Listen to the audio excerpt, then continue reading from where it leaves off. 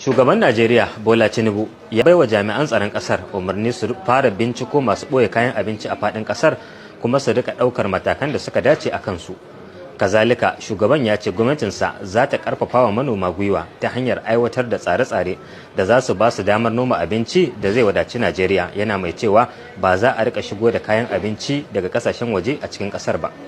Shugaban ya bayyana haka a jiya ne Alhamis a wani taron gaggawa da ya yi da duka gwamnonin kasar guda 36 da wasu manyan jami'an gwamnatinsa.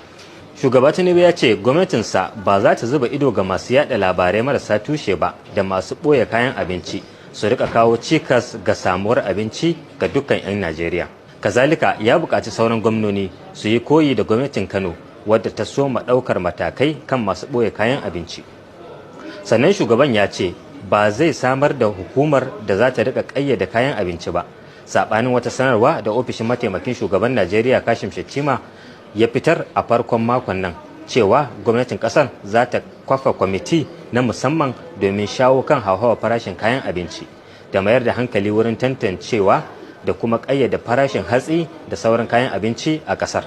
Manyan 'yan kasuwar abinci a ƙasar kamar Alhaji Abubakar Ibrahim ɗan Ibadan, wanda shine jami'in hulɗa da jama'a na kasuwar Dawanau da ke jihar Kano, sun ce ba gaskiya bane cewa suna ɓoye kayan abinci don a sayar da shi idan ya yi tsada.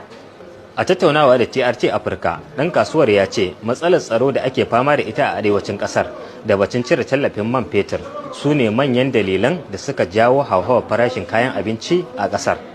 Babban abin da 'yan Najeriya ke son gani a wannan lokaci shine gwamnati ta ɗauki matakan da za su sauƙaƙa musu tsadar rayuwa da suke fama da ita.